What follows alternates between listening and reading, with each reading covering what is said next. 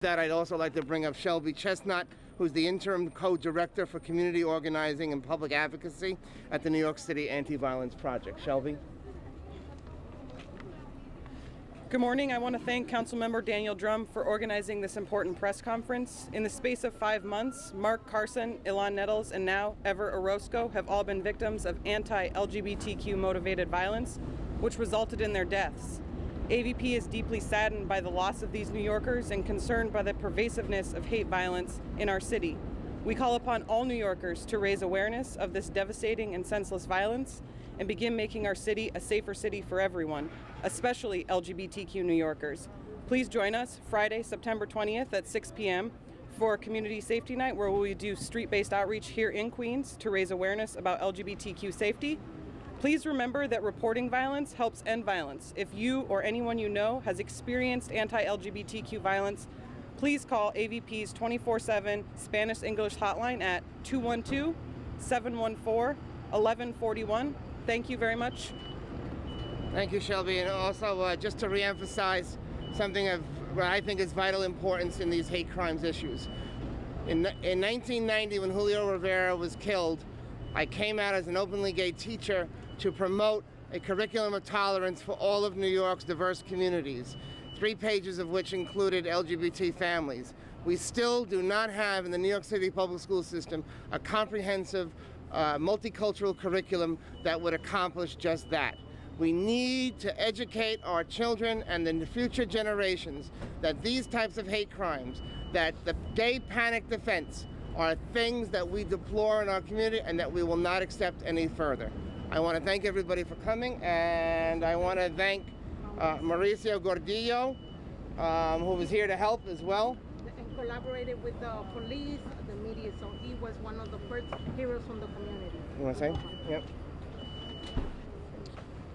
It really takes a village, and it also takes everyone from the community. We have the NYPD who has been working on in the community, but also there's people that were bystanders who came to the aid and also help out. And one of them is here. He's a business owner, and he left everything, and he didn't hesitate to come and to help. And Mr. Mauricio Gordillo, who's here, we want to thank on behalf of the community for what you did.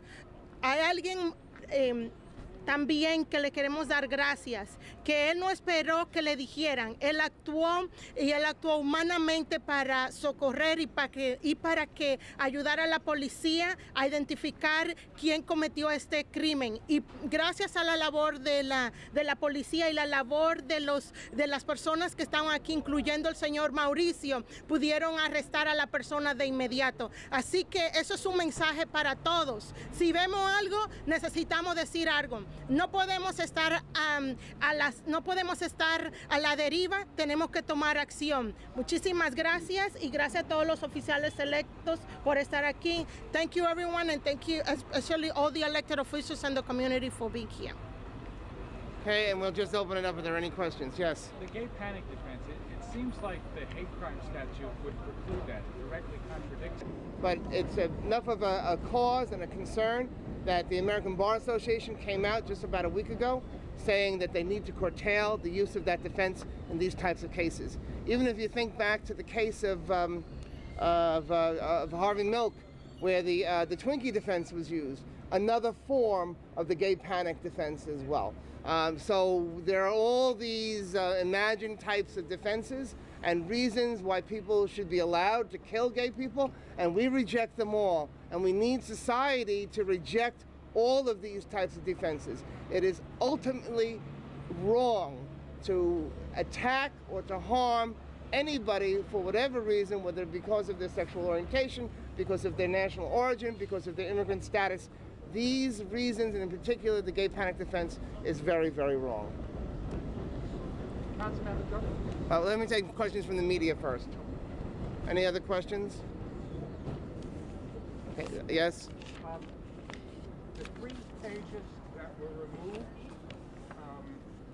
regarding teaching school children that LGBT hate crimes are wrong. I was wondering if you have an update Well, that was 20 years ago, and the curriculum died, but we still don't have a curriculum, which I do believe is how you answer this. We need to educate people, that LGBT people, that people who may be perceived to be LGBT people, that transgendered people are all a part of this community. You know, I heard on the news this morning that Greenwich Village and Chelsea are refuges for LGBT people. People from around the country come to those places. They also come here. If you talk to members of the LGBT community that live here in Jackson Heights, they are people who come from all around the world, in particular immigrants who have heard about Jackson Heights as a refuge for LGBT people. This is normally a safe and good community for LGBT people to come. We've had a pride parade 1 block away from here for 22 years in this community. Welcome to the sound of tumultuous applause. That's why this community is so outraged at this type of a crime. This is a good community, a tolerant community, a place where people want to come, a place where people want to live, and we will fight back to ensure that we keep it that way. Thank you, everybody. Thank you very, very much. Thank you for coming.